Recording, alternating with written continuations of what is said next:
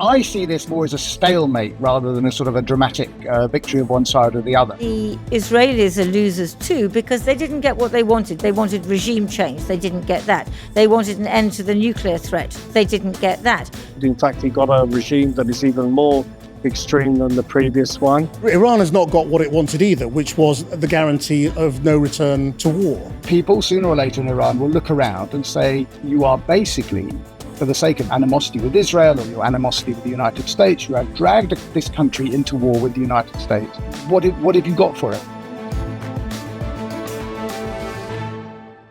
Hello and welcome to the Fourcast. The US and Iran have agreed a ceasefire, but after days of missile strikes, threats and escalation, the big question is whether this really marks the end of the conflict or just a pause before the next phase. Let the oil flow was the message from Donald Trump, celebrating the opening of the Strait of Hormuz. But there are questions over what promises the Americans have made and how expensive they may be. For Iran, the regime survived, but with significant losses, including their supreme leader. But they've claimed victory, saying the US and Israel had no option but to accept defeat and surrender. And for Israel, the country faces a dilemma. Will it accept the deal or decide the threat from Tehran remains too great to ignore? To discuss all of this, I'm joined by Ali Ansari, Director of the Institute for Iranian Studies at the University of St. Andrews. Jeremy Issacharoff is the former Israeli ambassador to Germany, and our own Lindsey Hilsum, Channel 4 News' international editor. Lindsey, tell us what they mean by a deal, first of all, because it's all pretty vague. Well, what they don't mean is unconditional surrender, which is what President Trump said was the only option just a few weeks back. It's not a fully fledged deal where everything is tied up together, the nuclear issue, the missiles, the support for proxies, Iranian support for proxies in the region like Hezbollah in Lebanon and so on. It's just a sort of freezing of the conflict. And what they're saying, as I say, they're saying, we haven't actually seen the thing properly yet, is that the Strait of Hormuz will open for the next 60 days. That's an Iranian concession, as it were. And the Americans will allow Iran to export oil. That is an American concession. But I think that we should think about Gaza. There was a ceasefire in Gaza in October, and there's been absolutely no progress on a better deal than that. And I think that it's interesting. I'm looking at what the Iranians are saying, their news agency. They say war will end permanently and immediately on all fronts, including Lebanon. Israel is occupying quite a lot of Lebanon, and I'm not sure they're about to leave. Yes, Iran has not got what it wanted either, which was the guarantee of no return to war. Now, I just got back a few days ago from Tehran, and I have to say the mood amongst the foreign ministry and other commentators there was extremely bullish. They really felt that they had the upper hand and that their demands and control over the Strait of Hormuz had given them an extraordinary amount of power in this negotiation. And what it looks like, on the face of it, is that aren't we just returning to the pre-war status? Status quo ante. Because, the Strait of Hormuz was open before this started. And certainly Iran is feeling, from what you've been saying, Iran is feeling emboldened. One shouldn't forget what Iran has lost, not least all those children. Remember, in the first day, the strike upon the girls' school, they have lost a lot. But I think when I look at this, and I've just come back from Lebanon, so maybe that's more my focus, I just look at what Lebanon has lost, which is lives, more than 3,500 lives. And you've got more than 1 million people displaced. Israel occupying the south of the country and bulldozing it. So the Lebanese are big losers, but sort of paradoxically, you could say that the Israelis are losers too because they didn't get what they wanted. They wanted regime change. They didn't get that. They wanted an end to the nuclear threat. They didn't get that. They wanted an end to the ballistic missile threat. Well, it's diminished, but it hasn't gone. And they wanted, to prevail completely.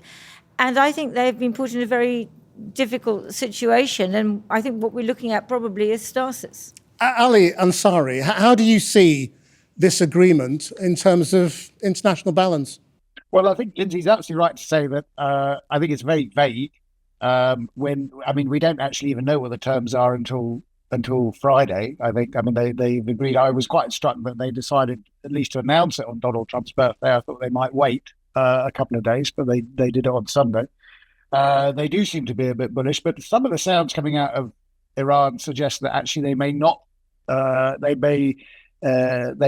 got as much as they wanted. It'll be interesting to see what the terms are. I see this more as a stalemate rather than a sort of a dramatic victory of one side or the other. I think there is a stalemate. I think the war has been put on pause. I think we've got a 60-day break for the World Cup, basically, is what we've got.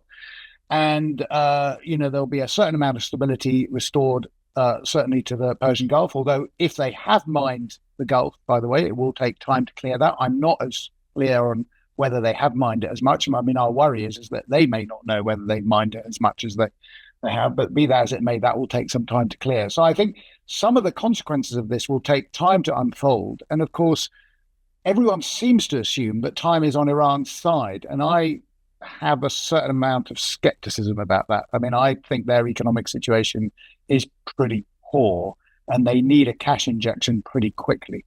Which they are getting, aren't they? Well, we don't know yet. I mean, this is the point. They're claiming that they're going to get 12 billion and then perhaps another 12 billion once they deliver on some of the things. But even Iranian economists are openly saying that 24 billion is not really going to do a huge amount for them, not in the long run. And I think fundamentally, the fundamental problems in the Iranian economy, which predate all this, by the way, I mean, obviously, what triggered off the mass protests in January, the banking collapse last November, and so on and so forth. I mean, these are things that need to be dealt with.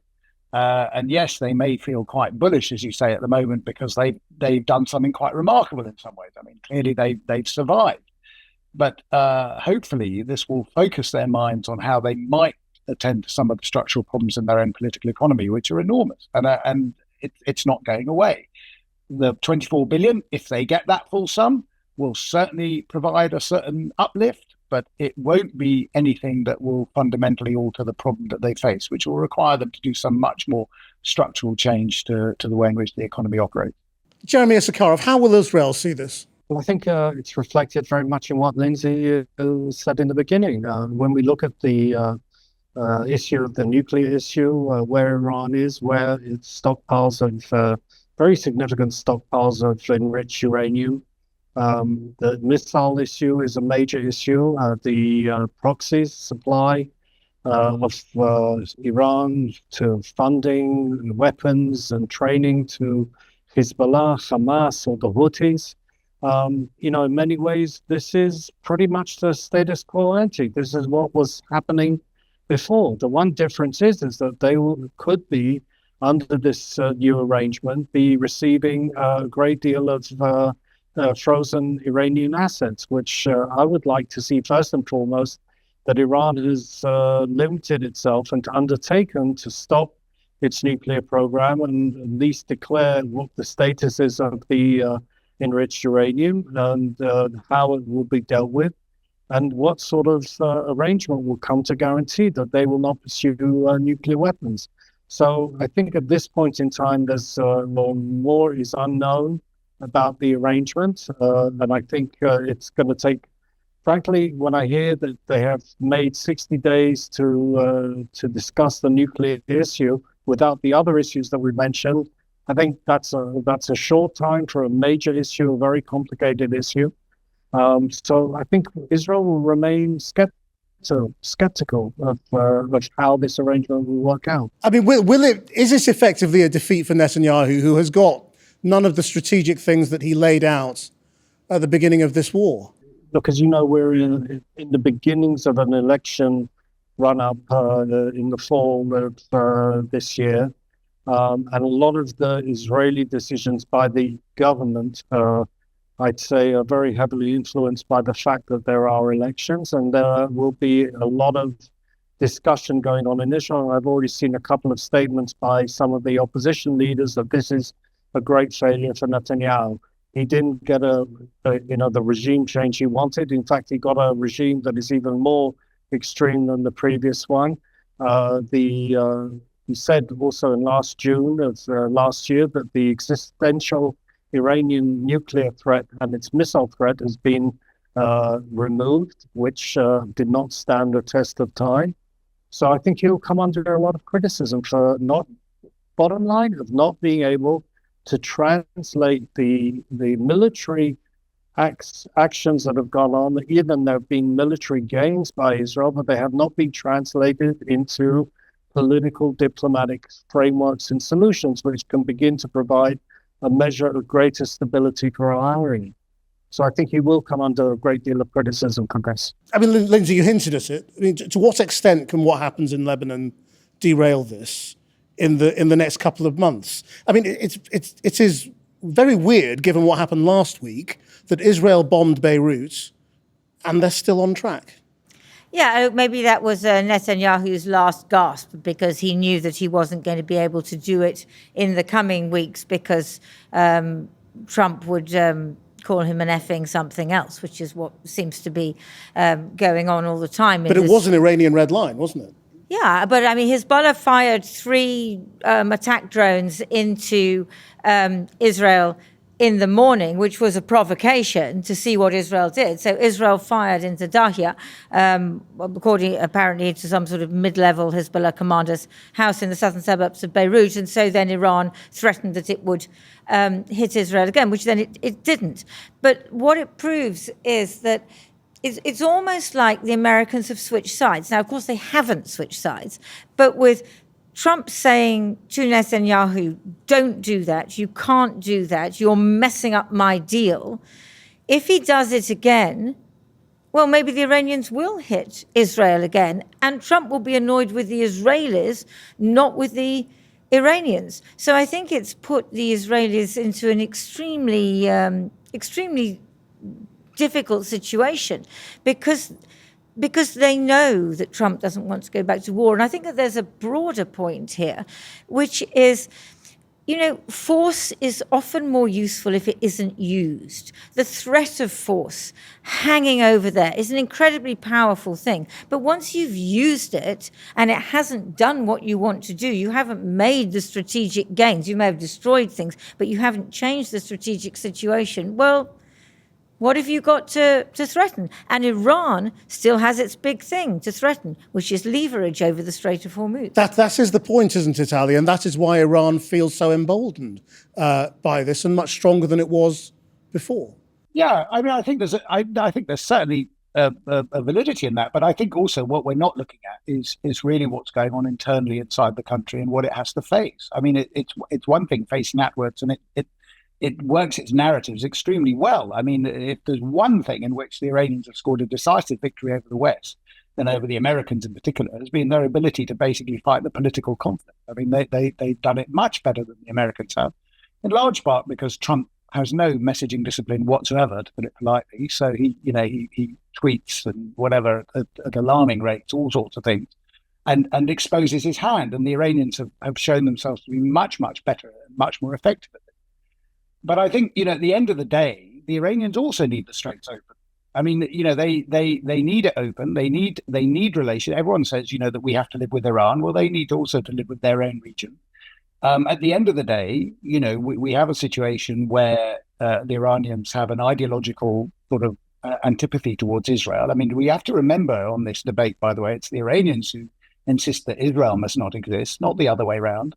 So it's something that, ultimately, if we want to resolve and we want to get to a major peace and they want to actually resolve that, then they're going to have to make certain concessions of their own. Now, they can certainly exact leverage on this, but I think also it will ultimately mean that many of the states in the region will start to look elsewhere for things. I mean, it'll be a long and probably slow process, but at the end of the day, the Iranians also need money, and they need lots of money, much more than the 24 billion that they're hankering for now.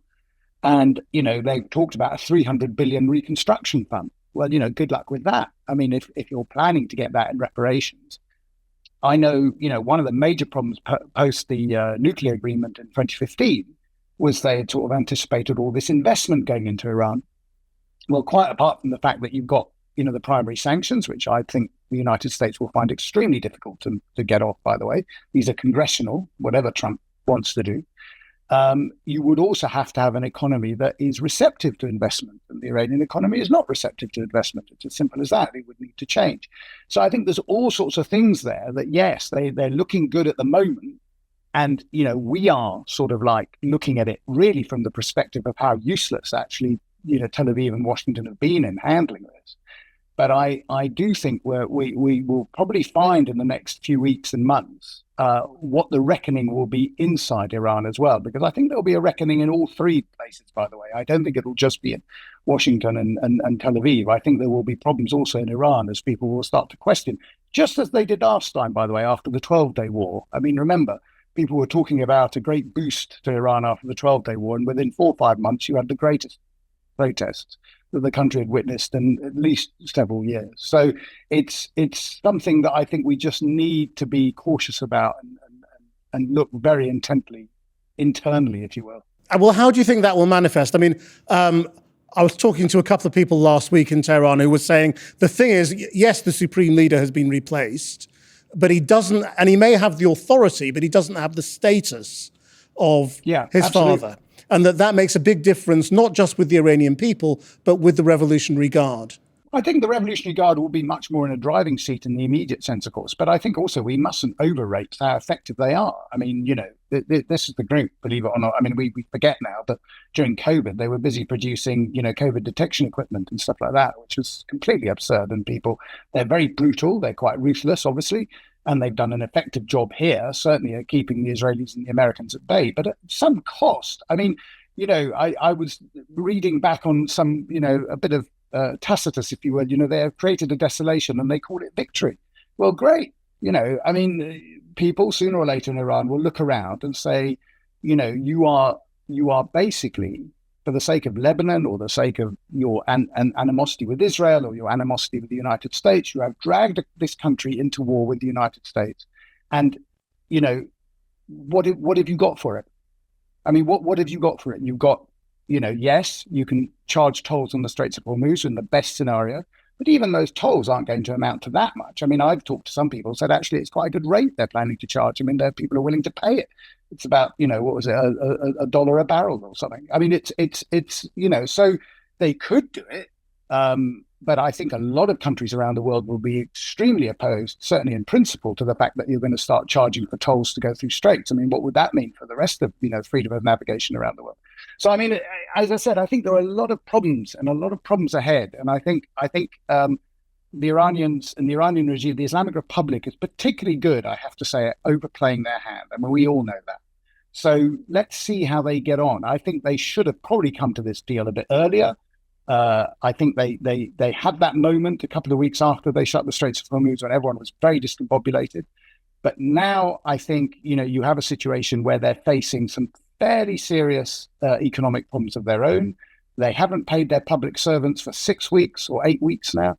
So, they need to address these things pretty quickly. Jeremy, what do you think Israel's intentions are in terms of whether they want this to work and deliver a long-term peace? I mean, again, I found it quite striking in Tehran last week where you would talk to people about peace and they would say, well, we want peace and a deal with the Americans. And there was actually a sort of remarkable amount of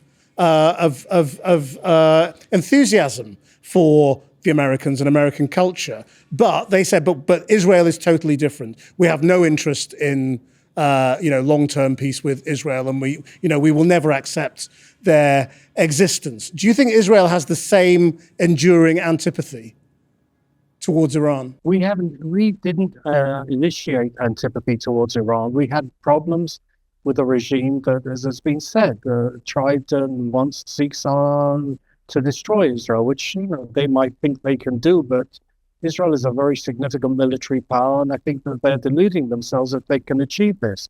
But I do want to say that that what we've seen in terms of the Israelis, we want to see a neutralization of the threats that Iran has projected to Israel, whether it's in the nuclear area, where we've seen very significant amounts of uranium that has been enriched. Let's not fudge the issue. Iran has become a nuclear threshold state. They had the 446 kilos of uranium enriched to 60%. and maybe 8 to 9,000 kilos of uranium enriched to lower levels. They have the expertise. No one really knows, is there been a real battle damage assessment of what they have and what they've maintained. I'm sure they've maintained advanced centrifuges, the knowledge. There's no inspections, serious inspections in Iran. Iran could be clearly using this period of time, not only to feel that it's been vindicated, but it's going to go to a more covert program that could further develop and move it towards an actual nuclear capability. And I've said on other interviews that if they didn't have a motivation to go for the bomb before, it's not impossible that they have one, that they decided to go for one now. I mean, we can't as an Israeli take these things off the table. I think, however, I would say that there should have been a greater level of diplomacy used towards Iran. I think the thinking also in terms of the Israeli government and maybe the American government would have been to use a much more forcible diplomacy at an earlier stage, and not, as somebody said before, not immediately go to the use of military force. Sometimes the threat of the force being used is much more effective than actually being used. And again, at the end of the day, I think what Israel wants, we don't need to have peace with Iran, but we want Iran to neutralize itself vis-a-vis Israel and not present and project a threat to us and our existence. That's the bottom line. Yeah, I mean, Lindsey, isn't the trouble that, Iran will say we don't want a nuclear weapon, which is what it said before, while continuing to enrich uranium, and it's facing Israel, which is a nuclear power. So there's plenty of people there saying, well, of course we need nuclear weapons. I mean, Jeremy was saying, 60 days. I mean, I covered the Iran nuclear talks for 13 years, right? And they actually went on for longer. I came in halfway through. So, the Iranians are absolute masters at spinning out any kind of negotiation. They're brilliant at it. But what the Israelis and the Americans have proved is that there isn't a military solution. Now, I would not be surprised if we started to see the Israelis going back to what they used to do, which is targeted assassinations of nuclear scientists and other people who they think are, absolutely critical in this program. But, and I don't know what President Trump will think about that. But the other issue is that the Israelis had hoped that the Abraham Accords, which tied in the United Arab Emirates into relationship with Israel, that would expand, and Donald Trump wants this too, that the Saudis would come in and all the other Gulf countries and so on. But as long as you have the Palestinian question in the appalling state it is now, where you have people in Gaza, they're still blocking aid, people are hungry, there's no shelter, people are in a desperate life, you've got settlers in the West Bank illegally taking over Palestinian houses and driving them off the land. There is absolutely no way that Gulf countries are going to sign that accord. And so what we have actually got now is a less stable and less prosperous region because of this use of military force. Now, one of the Gulf countries, the Iranians fired 6,000 missiles and drones at the Gulf countries. 45% of those went to the UAE. And yet it is reported that the UAE has unfrozen or given about between 10 and 20 billion worth of assets to Iran. Yes. Now, they've denied that, haven't they? They've denied it, but it's been widely reported. Yeah. And certainly they need to have an accommodation of some variety with Iran because, unlike Donald Trump, they are not miles and miles away. They are in the neighborhood. So all I can see is that this conflict has made the situation far worse than it was before, including for Israel. Yes, and where do the Gulf states at the end of this come out? Do they say, well, we thought being on the American side was the sensible thing to do, but when it came down to the bottom line, America sided with Israel, not with us? Well, that America couldn't provide the protection that they needed. And having US bases turned out to be a problem, not a protection. So I think that those countries, I mean, the Saudis are building another pipeline so they don't have to go through the Strait of Hormuz. That's not possible for all of the countries. They're all trying to diversify so they are less dependent on that geography.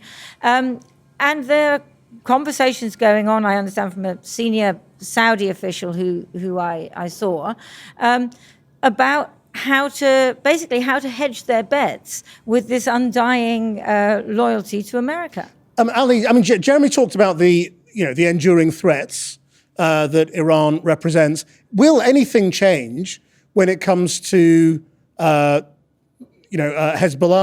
the Houthis, and Hamas? I mean, things can change. I mean, this is the thing. I mean, I always find it quite baffling that people sort of seem to think that the Islamic Republic is some sort of static, polity that, that the views never change. And in actual fact, they have become more hardline, but not recently. I mean, they've become more hardline in the last 20 years. I mean, I'm old enough. Some of you might also be old enough as well to remember President Khatami in his heyday. That was a time when they actually were sort of talking about not recognizing Israel, but certainly moving away from that sort of like ideological antipathy towards Israel.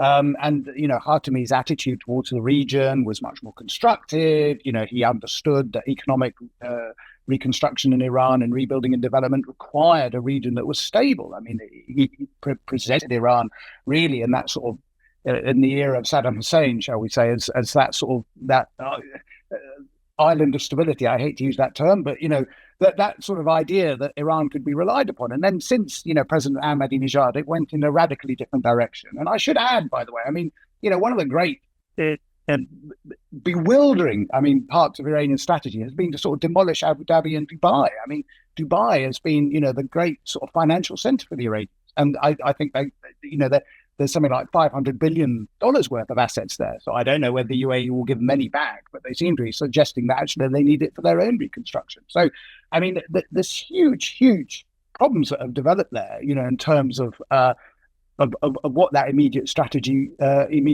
was. But looking forward, there are ways in which this can be resolved. Of course, they can be resolved if certain things change, and the sort of thing that we think are Iranian red lines that can never move. Suddenly we discover actually aspects of ideology that can be moved. I mean, Iran has not had historically antithetical relations with the state of Israel. It has not had historically terrible relations with its neighbors. It's historically had very good relations with the West, as well as some parts of the East. So why, we have to go down this route of a sort of a bloodlust against the state of Israel or anyone else, the Americans. I mean, I quite, I like the fact that they still, after all this time, still hanker over a certain relationship with the United States, which always makes me chuckle. It's interesting insofar as I don't think it's that difficult to do, as long as, we acknowledge that this is an ideological problem. It's not part of their DNA. Some people tell me that it's part of their DNA to enrich uranium. It isn't. It just isn't. Enriching uranium is something they've developed as an ideology of the state. There's nothing in Iranian identity or pride or whatever that demands that they have to have the right to enrich uranium. And if they want to have rights, they might respect the rights of people to have free speech and gather in public and do other things before they start demanding the right to enrich uranium. So, I think these things are a little bit absurd. And I think we, as a sort of observing, critical observer, should be sort of holding them to task really a little bit more to say, do you really need to do all this sort of stuff? Do you not think it might be better to build a few more hospitals and schools for your people rather than pursue this sort of nonsensical nationalistic, agenda? And these are things that I think can change. And I've spent the better part of my professional life, I have to say, trying to encourage them down this route. Very unsuccessfully, I have to say, as we've seen. But it's but that's the thing that I think can be done. I don't think they're inherently insane or anything. I just think there's a clique running the country who are deeply ideological and deeply antithetical to have a particular vision of the world that they want to pursue. And unfortunately, as I used to say to Iranians, I said, you can have a nuclear program, or you can want to eliminate another state from the map. But you can't have both. And of course, they all come back and say, well, we want to have both. And I said, well, you can't. I mean, let's be smart about this. The Pakistanis have a nuclear program, but they don't go out of their way saying how much. I mean, they have said it privately, obviously, but they don't go out of their way saying publicly that we want to eliminate another country from the map. And I think that's the thing that the Iranians need to sort of get a proper handle on, and start being a little bit more, I dare say, and I can say this as someone with a family that goes back in Iranian diplomacy for a very long time, you need a little bit of political maturity. And that's what needs to happen. But Lindsey, I mean, the Iranian government is saying, well, we haven't changed our position on any of that stuff. And we can, and supporting Hezbollah, is absolutely core to who we are. Yeah, but I mean, there's a distinction between, the Iranian, the Islamic State and Iran in history and the Iranian people and so on. There are lots of distinctions here. I think one of the things which is very is difficult, is problematic, is that you had in 2024 you had a very effective and brutal Israeli campaign to try and wipe out the Hezbollah leadership. Everybody remembers the bleepers that went off and the assassination of Nasrallah, and that was very effective. Whether you think that's a terrible thing to do or not, it worked. But then the government in Beirut, the Lebanese government, found that it could not move quickly enough to disarm Hezbollah completely and to, basically push them into being a political party only. And now I'm afraid, I think Israel has played into their hands, because Israel is now occupying 1/5 of Lebanon. And it's not just occupying those villages in the south, it is bulldozing those villages in the south. I was talking to a Lebanese archaeologist friend when I was in Beirut. She said the bulldozers are going in and they're turning the earth and the stones over and over. So there is no trace of the historical record. Now, most Lebanese do not support Hezbollah and do not want Hezbollah firing missiles into Israel, but they do want Lebanese territory back. And I think that what we may now find is that this becomes the flashpoint which could derail the whole thing. And I think that the Iranian government has gained some leverage on this, despite everything that Ali says, which I totally understand, of what they're doing in their own people. There is a different way. I can't see them using that way, and particularly with the proxies, when Israel is occupying Lebanon. Jeremy? What do you make of that? Look, I have a very different view of what should happen with respect to Lebanon. We've been involved in Lebanon previously. We've been at a security zone within Lebanon. And we also had very tough and dire clashes with them, as we did in 2006. But after, I do not look at this as just as a military problem. And I hear what Lindsey's saying. I think, we've been in Lebanon before, it's had very adverse consequences on the internal fabric of Lebanon. And we should be thinking much more in terms of how we marshal diplomatic forces in order to help the Lebanese government establish its sovereignty over the whole of Lebanon. At this point in time, I think that I frankly have a great deal of problems with the present reactions to what's going on in Lebanon. I do not see that it's going to bring us to a better place. I also think that we should also take into account Syria, the fact that there's been a change in Syria, and I think there could be a very significant opportunity, not only between Israel and Syria, but also between how Syria could maybe help in terms of neutralizing Hezbollah in Lebanon, because Hezbollah is not a friend of the present, or Iran is not they're not friends of the present regime in Syria. So we should be looking at how we can, marshal these different forces. I am, I've dealt with diplomacy from the last 40 years, and I've seen how diplomacy can have a tremendous effect. It might be much more quieter, it might not always be seen, but sometimes it can have a much greater effect than any bomb that you drop anywhere. I totally agree with you. And obviously, the Lebanese government has been negotiating with the Israeli government, even though the Lebanese government is not a party to the conflict. And certainly, you have people in office in Beirut now who agree with you completely and definitely want there to be some kind of deal or arrangement with Israel, which would keep Israel out of Lebanese territory, and some kind of peace agreement. I think with Syria it's slightly different because the Syrians, Israel is also occupying part of Syria at the moment. They have got troops there. And the Syrians, I think, are desperately trying to keep out of this because they do have enough trouble at home without getting involved in this conflict as well. But I think that the problem is that, we may end up in a situation now, if we've come to an end of this round of this conflict, that Lebanon, we could have the tail wagging the dog, that this scar in Lebanon, which is the Israeli occupation, Hezbollah therefore having a cause to continue fighting, may make it very difficult for the rest of the deal, such as it is, to be implemented. Well, let's hope they make it through to Friday. Thank you all very much indeed. Ali, Jeremy, Lindsey, thanks a lot. That's the Forecast. Until next time, bye-bye.